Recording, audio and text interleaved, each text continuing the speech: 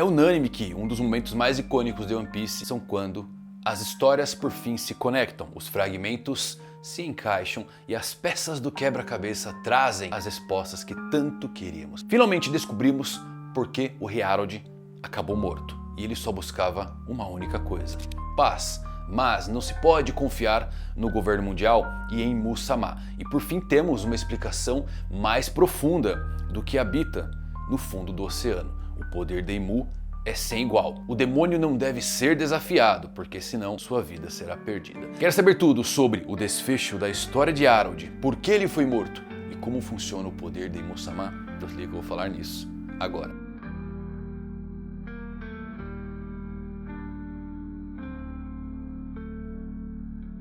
Fala galera, Evandro Fusari com mais um vídeo pra vocês. Como é que vocês estão? Espero que todos vocês estejam maravilhosamente bem. Que capítulo insano! Tem que estar bem, pô. Eu tô vendo daqui, bochecha corada, sorriso, né? Mostrando que o One Piece é o que é. Olha que capítulo bom, hein? Esse flashback é de longe o melhor de toda a história. Ele é uma montanha russa, porque cada capítulo o Oda te coloca lá em cima, depois ele te coloca lá embaixo, lá em cima, lá embaixo, lá em cima. Esse é o poder da escrita de um gênio, não é verdade? E muita coisa aconteceu aqui. Finalmente descobrimos por que o Harold acabou virando um demônio, o que de fato aconteceu e como funciona os poderes de Mu-sama. No meio disso, tem umas revelações que eu acho pra lá de curiosas ligadas a Mary Joyce e ao poder de Mu-sama. Assiste esse vídeo até o final, tem muita coisa boa pra você sair aqui fazendo 1 bilhão de teoria, explodindo sua cabeça. Só que antes disso, se liga nesse recado que eu tenho pra você. Ó, deixa eu dar um recado pra você. Dezembro começa com a última grande oportunidade do ano para comprar na Insider com os descontos ainda da Black Friday. Afinal, quem é inteligente aproveita as roupas da Insider que duram muito mais, porém as promoções não. Aproveita para montar seu mood certo, tá bom? Regulação térmica, não precisa passar. As Tech T-shirts são as minhas companheiras no dia a dia do trabalho, à academia, da correria ao descanso e agora podem ser suas também. Para ficar tudo melhor, até 50% off de desconto somando o cupom MANGAQ mais os descontos do site. Para facilitar a sua vida, se você clicar aqui no link que eu deixei na descrição e fixado no primeiro comentário, o cupom já é aplicado automaticamente. Então corre e aproveita aí a última oportunidade do ano. Pronto, recadinho dado. Agora sim, vamos falar tudo sobre One Piece 1168. Então vamos lá, pior geração. Nossa história começa de uma forma até que positiva, né? Porque vemos que a imagem dos gigantes melhorou perante o mundo inteiro graças ao comércio com outros países, ao heroísmo dos fuzileiros navais gigantes e à boa diplomacia do Rei Harold. Grande destaque aqui para Umit, que ninguém lembra desse demônio, né? Porque aqui o Oda ele tá por fim revelando algo muito interessante da história, que é como o Frank conseguiu madeira Adam lá no arco de Water 7. Olha que legal. Quem levou isso aí lá pra ele foi aí o Correntes das Águas Profundas. Umit, ele é um dos imperadores do submundo. Interessante, hein, galera, que o pai do Frank é o Queen. Vocês sabem disso. O nome dele é Sign. Isso aí acho que ninguém sabia, né? Mas só quem acompanha os SBS sabe o nome do Queen. O nome dele é Sign. Ele é pai do Frank, tá? O Oda acabou até confirmando no último SBS aí. Mas os Médios também foram financiados por imperadores do submundo. Então é muito interessante ver o quanto o Water 7 tinha essa proximidade, né? Com o próprio submundo. E por fim descobrimos quem levava a madeira Adam para vender no mercado negro. E foi assim que o Frank conseguiu a madeira para fazer o lendário Thousand Sunny, o navio de 1000 sóis. É muito legal o Oda puxar umas coisas que ninguém nem se perguntava mais, mas explicar. Então você tem dúvida, o Oda vai explicar alguma coisa que ficou para trás? Claro que ele vai explicar, pode esperar. Inclusive a esfera que puxou o Capone Bad. Confio em você, Oda. Bom, vemos como Elbaf vem evoluindo, né, como sociedade. A escola da Morsa finalmente ficou pronta, as crianças estão brincando ali. O Harold e o Sal estão tendo uma conversa sobre essa conquista. Só que o Sal ele acaba fazendo um questionamento pro Harold se ele não está perdendo algo no caminho quando optou por abolir a cultura guerreira para essa próxima geração. Só que o Harold ele explica que o poder militar como única fonte não funciona mais para eles e nem para o mundo. É preciso uma evolução como sociedade em busca de aproximar o mundo de Elbaf. E quem lhe ensinou tudo isso foi Ida. E temos aqui uma das sequências mais tristes desse mangá. Vemos que o Loki está no centro de detenção lá do submundo após destruir a vila dos cervejeiros que envenenaram a Ida. E temos um momento que o Harold ele acabou retornando para Elbaf da sua última missão e ele foi lá cuidar da Ida no seu bar. A Ida disse para Harold que as suas palavras a fizeram se sentir melhor por conta das conquistas que Elbaf vem conseguindo e em seguida perguntou: Elbaf vai se tornar uma só com o mundo em breve? E o Harold empolgado disse que sim e que logo eles vão poder viajar como um casal, como nos velhos tempos, curtirem o mundo. E assim, galera, eu adoro o fato aqui da Ida, né? Ela criticava os gigantes, mas mesmo assim ainda queria que o Harold mantivesse a cultura. Eu acho que ela foi um pêndulo muito bom nas escolhas do Harold. Por quê? As regras seguidas pelos gigantes, elas eram ruins e problemáticas quanto a ser somente uma nação de guerreiros. E para progredir como sociedade, isso né, até para o nosso mundo real, que interessante, não se pode rejeitar completamente a própria história e a própria cultura. É preciso reconhecer o bom e o ruim, eliminar o ruim, mas preservar o bom. A rejeição total permite basicamente a colonização, que é o que leva basicamente ao desfecho do Harold, né? Bom, o Harold está ali empolgado, né, dizendo para isso mesmo, e em breve a gente vai estar conectado com o mundo, vai ser como nos velhos tempos, podemos viver aventuras juntos novamente. A Ida ali com um sorrisinho, diz fantástico, né? Tá feliz, pô. Mal posso esperar, e o Harold nem eu, todo empolgado. E a Ida, ela estendeu o braço para pegar a mão do Harold, só que assim que as suas mãos se tocaram, o braço da Ida perdeu a força e ela acabou morrendo, com um sorriso no rosto, que só uma pessoa gentil e plena com sua vida, suas escolhas e sua família poderia carregar. Levava muito em Elbaf naquele dia que Ida morreu. Harold e Hyrule choraram ao lado da cama de Ida, enquanto Loki permanecia em silêncio na prisão. E uau, que sequência. Eu não sei se eu tô muito emotivo ultimamente, mas essas cenas do flashback tô com o olho marejado aqui, estão realmente me emocionando, tá? Por quê? É de partir o coração ver o Loki sofrendo em silêncio. E a empolgação do Harold, da Ida, e é um momento muito... O Oda, né? O Oda ele sabe fazer umas histórias muito tocantes para todos nós. Então esse flashback não tem como, isso aqui é surreal demais. Agora sim, notem uma coisa, né? O centro de detenção que o Loki está preso é o mesmo lugar lá do submundo para onde os Chapéus de Palha foram enviados pelo Road no início do arco. Reconheceram aí? E olha só, muito triste que a Ida morra justamente quando o Harold está perto de alcançar o seu objetivo, pelo menos na sua visão, né? O Oda, ele está explorando uma coisa muito curiosa aqui também, que eu não sei se vocês perceberam, que é a neve ter um simbolismo triste quando o Loki está presente. Será que a Estrid está certa, que o Loki ele acaba trazendo maldições? Porque olha só, vou jogar uma teoria para vocês aqui, que é meio que baseada nesses acontecimentos que envolvem o Loki, tá? Será que o Loki, ele não tem realmente o poder de controlar o clima? Né? E os maus tratos que ele sofreu pelo povo de Elbaf foram inclusive a causa da grande fome que a ilha passou quando ele nasceu, né? Porque talvez o Loki, se ele for o segundo soberano, como a gente está teorizando aqui, Loki pode estar para Uranus, assim como Shirahoshi está para Poseidon. E as mudanças climáticas de Elbaf podem ser causadas pelo Loki. Quem sabe venha também de um dragão gigante empoleirado no topo da árvore do tesouro Adão. Lembram do mural Harley que tinha um enorme dragão lá em cima? Mas eu tô achando bem curioso, tá? A conexão de Loki com a neve nos momentos que ele está mais para baixo. Será que tem algo a ver com mudanças climáticas? Vamos caminhar aí pro Loki realmente ser o segundo soberano? Interessante pra caramba isso aí. Podem voltar nos capítulos aí, vocês vão ver que o Oda tá flertando com mudança climática conforme o Loki é apresentado mais triste. Mas bom, vamos continuar aqui. Há 14 anos atrás, o Shanks desapareceu pouco antes de ser promovido a Cavaleiro de Deus. Assim o Harold, próximo da linha de sucessão, teve oportunidade oferecida no seu lugar. E olha que interessante, linha temporal 14 anos atrás, o que temos do Shanks é que depois que ele sai daqui, ele aparece lá na banheira com Gaban. Ele vai conversar com Harold antes do rei acabar sendo morto, que é quando a gente vê aquela marca dele no seu braço. Felizmente ele não avançou nos novos níveis de marca de Musamar, porque, bom, a gente viu o que acontece nesse capítulo quando você ignora ordens. Mas eu creio que o Shanks ele conseguiu informações muito pertinentes aqui sobre a localização da Gomu Gomu no Mi. E talvez seja aqui que ele descobriu que essa fruta era a fruta de Nika, que tinha conexão com alguma Zoan.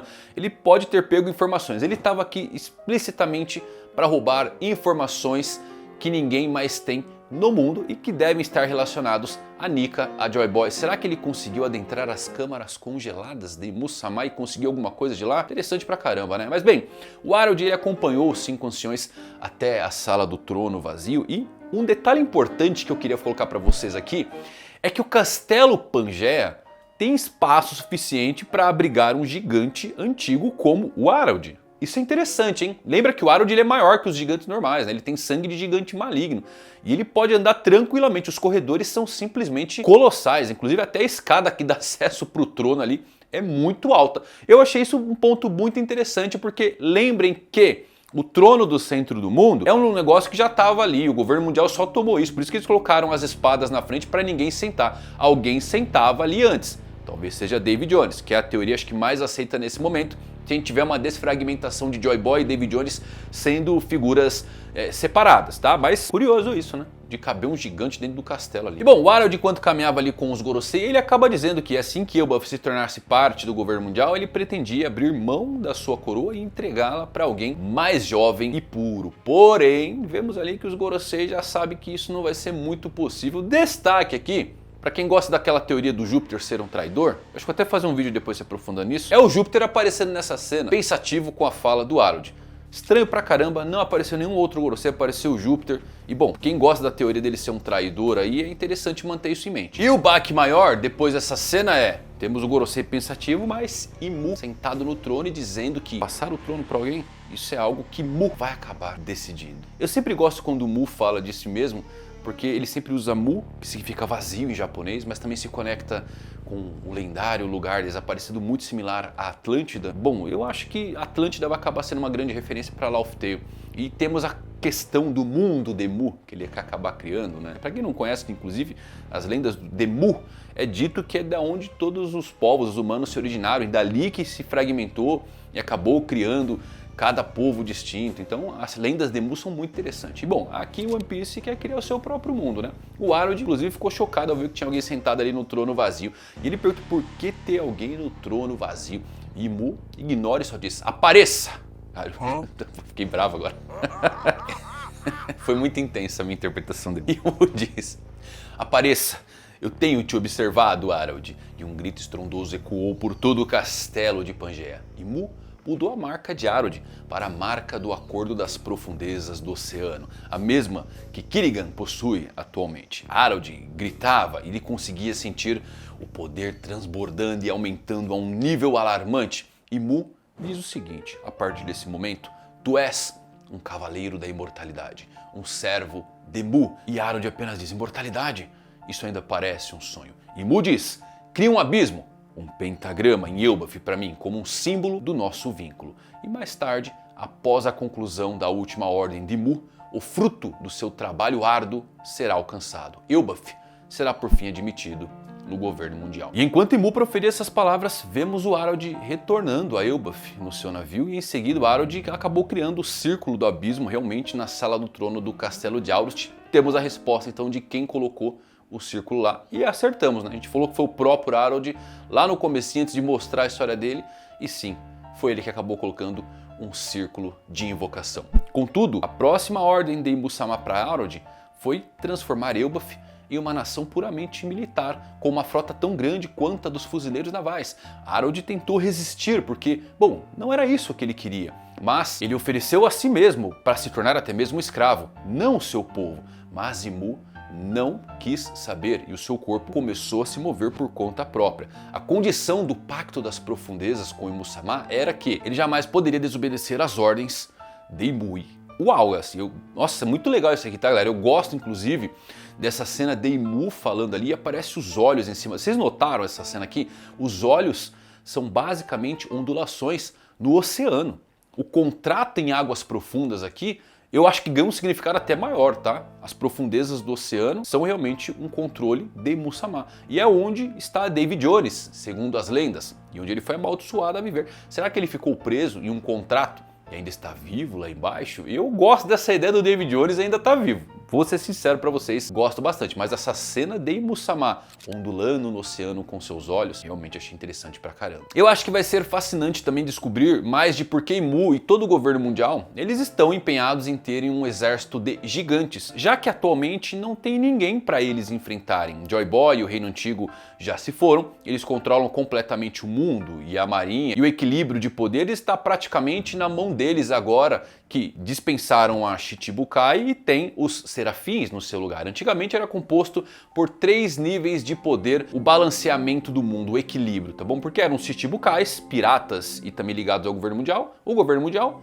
e os piratas. Com a ascensão dos serafins, a balança de equilíbrio acabou pendendo muito para o governo mundial, né? Então nesse ponto da história, parece que os piratas são o único incômodo que pode ser uma ameaça para o governo mundial. O Lau mencionou em Punk Hazard que os experimentos para criar gigantes artificiais já vêm sendo realizados há séculos, né? Então é interessante, continuamos vendo-os surgir em lugares aleatórios. Então eu acho muito interessante o governo mundial tentando pegar, porque eu acho que tem algo a mais relacionado aos gigantes, tá bom? A ter esse exército. Tudo bem, a gente tem que pensar que também grande parte do mundo não tem personagens tão poderosos e incríveis como um Luffy da vida, um Kaido que consegue rolar por cima de qualquer um com aquela forma dracônica dele. Então um exército de gigantes pode destruir um exército inteiro, né? Aí se você entrar nessa linha de ser mais pé no chão, acaba fazendo sentido. Eu tô começando a achar que o Loki tem que se juntar aos chapéus de palha, né? Ou pelo menos estar presente quando eles chegarem a Laugh Tale para encontrar o One Piece e saber mais sobre a sua raça. Os gigantes estão muito presentes na trama para não terem um papel importante no clímax. Talvez Imu acredite que um exército de gigantes pode quebrar a vontade dos piratas e até dos revolucionários para sempre. Outras nações que não fazem parte do governo mundial e tem algumas se rebelando nesse momento, né? Talvez o próprio país de Wano, que não é afiliado. Então, os únicos inimigos que restam para o governo mundial, além dos vários piratas que estão por aí, são esses. E com o exército de gigantes, convenhamos, reforçando a marinha, eles podem derrotar, inclusive, piratas como Barba Branca, Big Mom, Kaido, que tinham frotas para lá de enormes. Os novos Yonkous agora não tem tantos piratas aliados ainda. Mesmo o Luffy, o Shanks até pode ter, que é um dos remanescentes, mas o Bug e o Barba Negra ainda estão montando a sua grande frota, né? Então eles já conseguiriam realmente deitar os Yonkous se tivessem os gigantes ao seu lado. A entrada de toda a Elbaf nos marinheiros acaba sendo uma grande vantagem. De fato, o único gigante adulto pode facilmente derrotar dezenas de soldados comuns, além de serem verdadeiras máquinas de um cerco ambulante. É como eu disse aqui, né? Saiu de um monstro para uma arma. Usou o Omi Reverse em um gigante e a gente vê o que acaba acontecendo. Um exército inteiro deles, realmente, 1 ou 2 soldados de elite pode conquistar um país inteiro sem dificuldades. E o governo mundial poderia tomar os países não afiliados à força. A maior parte do mundo de One Piece, lembre, não é composta por pessoas incrivelmente fortes que conseguem derrotar um gigante com um único golpe. A maioria só conseguiria com muita dificuldade. Então acho que a gente pode até voltar um pouquinho em Water 7 para ter um pouco do contexto sobre isso, né? Você pega toda a família Frank, os construtores navais da Galeila lá, do que eles fizeram em Enies Lobby, eles conseguiram nocautear temporariamente com grande esforço combinado 2 gigantes. Então dá para ter noção de por que Imu quer. Mas eu acho que tem algo a mais ainda, beleza? Pode estar relacionado ao Loki, ao Soberano do Mar, ao Mural Harley. E falando aqui sobre os contratos de Imu-sama, o pacto demoníaco, contanto que você faça o que Imu lhe manda, você vai ter riqueza, poder, imortalidade ilimitado, mas também não vai ter mais voz ativa na questão. E olha que interessante, os dragões celestiais moralmente corrompidos, que não consideram ninguém fora da sua supremacia eugênica como sequer humano, fazem todo sentido para se encaixarem tematicamente nesse poder. Infelizmente, e para surpresa de ninguém, Harold foi completamente enganado por Imu, que simplesmente queria transformá-lo em uma arma para os seus próprios planos. O mundo de Imu está mais próximo do que nunca. E os desejos de Harold para Elbaf são incompatíveis com o que o poder do abismo pode lhe oferecer. O fato de ser chamado de Pacto das Profundezas do Oceano realmente me faz pensar que Imu é a Mãe Oceano. Lembram quando o Vegapunk fala sobre isso, de que o mar, o oceano, é o ápice da Mãe Natureza aqui no mundo de One Piece? Eu acho que Imu-sama pode de fato acabar sendo quem controla todo esse poder. E quando é dito que usuários de Akuma no Mi são rejeitados pelo mar, é o próprio Imu-sama que rejeita quem usa esse poder. Lembrem, Imu, ao contrário, o Mi, que é mar, oceano, em japonês. Isso seria muito como a teoria que eu tenho do confronto original do primeiro mundo, tá? Que algo que representava Imu-sama e Nika acabou terminando com a morte de Nika, mas deu sua última risada e criou o sistema de Akuma no Mi a partir do corpo dele, e ele era um deus que podia lutar como quisesse, ou seja, como imaginasse. Assim a alma de Nika se tornou a Zoan mítica que Luffy possui. Por que Nika tem corpo de borracha? Porque pode ser a última das frutas banhadas no sangue da árvore que gerou a fruta. Uma seringueira. A seiva caiu, a a borracha se mesclou e por isso que Nika, o deus Sol, tem um corpo elástico. Eu acho muito poético isso, bem legal, né? Mas talvez o corpo do próprio Nika pode ter se tornado progenitor das outras Akumas no Mi, né? E passaram a existir com base nos desejos e na imaginação das pessoas. Um último ato da divindade do Sol. E isso garantiu que as pessoas tivessem uma maneira de lutar inclusive contra o demônio Imu-sama, e com o tempo tornou-se uma parte essencial do mundo, ao ponto de até mesmo Imu usá-las em suas forças para se fortalecer. Lembre que Imu inclusive está pegando tecnologia do reino que ele derrotou. Além disso, a elevação do nível do mar pode ser o equivalente a um bombardeio nuclear orbital contra todos os usuários de Akuma no Mi, só para garantir. Porque eu acho que não tem nenhuma razão para você fazer o mar subir, a menos que você tenha uma ameaça global, literal, que possa devastar completamente você e suas forças, ligado às Akumas no Mi. Então, vamos subir o mar para acabar com os usuários. Aliás, o motivo pelo qual o Imu fica completamente apavorado, né, ao ser atingido pelo Haki de Joy Boy, é provavelmente o fato dele tecnicamente ter perdido 2 vezes no passado e ter que recorrer a medidas extremas para garantir que permanecesse no poder. Mas bem, Harold, vendo que não conseguia mais se controlar e seu corpo se movia sozinho, ordenou que os seus soldados o amarrassem em um pilar e fosse convocado Jaru e os seus filhos imediatamente. Hyrule estava no mar, então apenas Loki e Jaru foram convocados. No centro de detenção eles libertaram o Loki, né, e mandou eles dirigir imediatamente para o castelo. O rei exigia sua presença. E o Jaru, preocupado, gritando emergência, saiu correndo para saber o que estava acontecendo. E no ápice de tudo, temos o painel do famoso retrato do rei Harold, aquele que ele segura na espada, né? E o narrador acaba falando ali que agora estamos voltando à história principal. Naquele dia, ocorreu um massacre no castelo. O rei mais amado de Elbaf, o sábio soberano Harold, perdeu a vida. Caramba, hein, galera? Eu acho que devemos, sem dúvida, ter pena do Harold, porque ele é um homem bom que cometeu um erro. Então Harold teve que trabalhar com o governo mundial para que Elbaf pudesse escapar do seu passado como um país belicista, mas acabar sendo instruído a se tornar um país belicista é realmente de quebrar as pernas. E ele provavelmente tentou se rebelar contra a ordem do Dome Reverse e foi revertido a um demônio, o que nos leva aí a entender mais do poder de Imu-sama. Eu acho que o mais triste é a gente pensar que o Rox e o Harold eles tinham uma possibilidade de derrotar o governo mundial, né? Se o Harold tivesse escutado o seu amigo desde o começo, certamente eles poderiam ter mudado o mundo há 40 anos atrás. Infelizmente, o Harold, benevolente, acabou cego pela busca de mudar o seu país e foi traído, como a gente já antecipava. Afinal, nós espectadores conhecemos bem quem é o governo mundial e como eles agem. O mundo, infelizmente, não. Para eles, o governo mundial é quem está no poder, quem controla, quem mantém o status quo,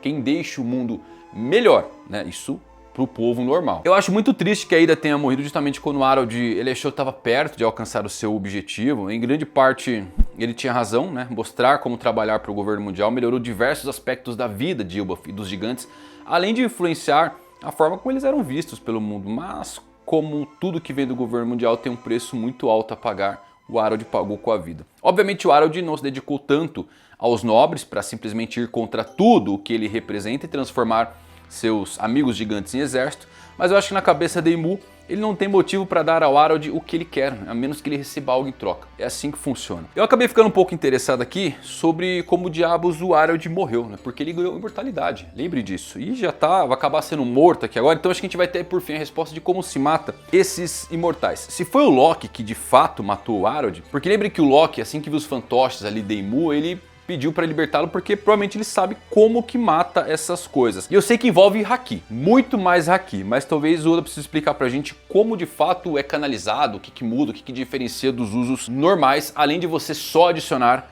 mais Haki. E olha só, para matar um Harold demoníaco, o Loki tem que estar num nível acima, em um nível pelo menos Rocks aí, mas a gente tem que lembrar que a gente não sabe o quão poderoso o Loki é ainda. Isso, claro, levando em consideração que talvez tenha sido ele, né, que matou o seu pai. Mas é realmente uma tragédia, cara. Eu acho que sim, Rocks e Harold poderiam ter derrubado juntos e eles acabaram caindo. E é verdadeiramente trágico que eles deveriam ter sido mais sinceros um com o outro. Esse flashback é, acima de tudo, um conto sobre uma amizade também, né?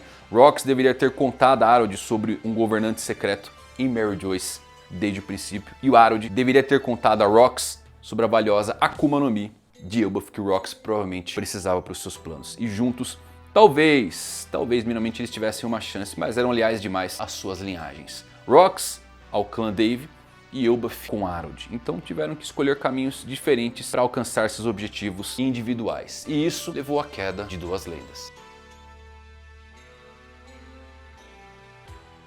Nossa, que capítulo insano, galera. Muito bom assim o desfecho do Harald. Agora a gente sabe, né, o que de fato aconteceu. Eu acho o Harald muito bom, ele foi ingênuo, mas a gente tem que sempre pegar a perspectiva do mundo em si para com o governo mundial. As pessoas esperam o melhor daqueles que estão no topo do mundo. Não é assim que funciona até no nosso mundo?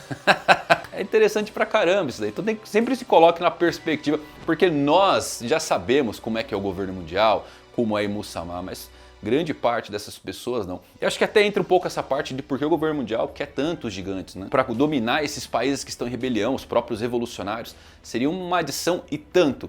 A questão é por que eles querem a gigantificação há séculos. E aí a gente entra nesse grande mistério de Elbaf ter algo a mais. Talvez com Loki.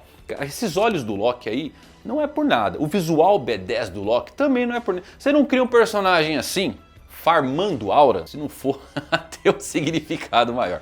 Vai ser o Soberano, junto com o Shirahoshi, com toda certeza. Que capítulo insano. E na próxima a gente volta, né, para a continuação de fato dos tempos atuais. Gostou desse capítulo? Tem alguma teoria? Coloca aqui, eu adoro ler o que vocês falam. Coloca aqui para mim ler. Eu gosto de ficar lendo, perco horas aqui lendo os comentários de vocês. Se gostou desse vídeo, deixa um like. Até a próxima, valeu por assistirem. Fui.